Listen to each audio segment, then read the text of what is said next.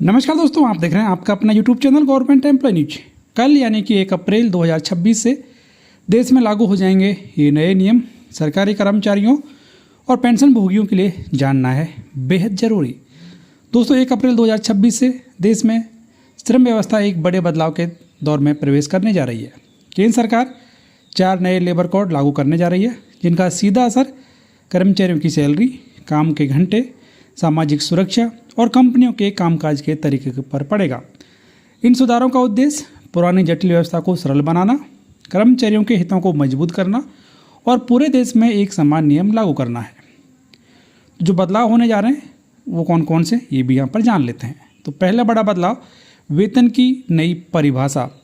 तो अब salary structure में बड़ा बदलाव देखने को मिलेगा। नियम के अनुसार बेसिक सैलरी और महंगाई भत्ता मिलाकर कुल वेतन का कम से कम आधा हिस्सा होना जरूरी होगा। इससे कर्मचारियों के पीएफ और ग्रेच्युटी जैसे लाभ बढ़ जाएंगे, लेकिन कंपनियों का खर्च भी बढ़ सकता है। दूसरा बड़ा बदलाव कि सामाजिक सुरक्षा का दायरा भी बढ़ेगा। नए कानूनों का सबसे बड़ा फायदा यह है कि अब गिग वर्कर्स, प्लेटफॉर्म वर्कर्स और फिक्स्ड टर्म कर्मचारियों को भी सामाजिक सुरक्षा योजना का लाभ मिलेगा। इससे पहले ये वर्ग काफ़ी हद तक इन सुविधाओं से बाहर थे, अब इनको भी इस सुविधा का फायदा मिलेगा।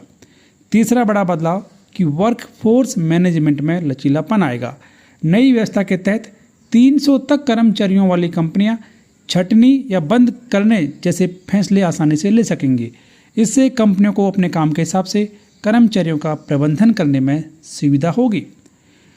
अगला बड़ा बदलाव कि कार्यस्थल पर सुरक्षा और सुविधाएं भी ज़्यादा मिलने लग जाएंगी। स्वास्थ्य, सुरक्षा और कामकाजी माहौल को लेकर अब सख्त मानक लागू होंगे। सभी संस्थानों को कर्मचारियों के लिए बेहतर सुविधाएं, सुरक्षा उपाय और तय नियमों का पालन अनिवार्य होगा। इसके अलावा ग्रेच्युटी के नियम में भी राहत दे दी गई है। पहले ग्रेच्युटी पाने के लिए 5 साल की सेवा जरूरी होती थी, लेकिन अब फिक्स्ड टर्म कर्मचारियों के लिए यह अवधि घटाकर 1 साल कर दी गई है।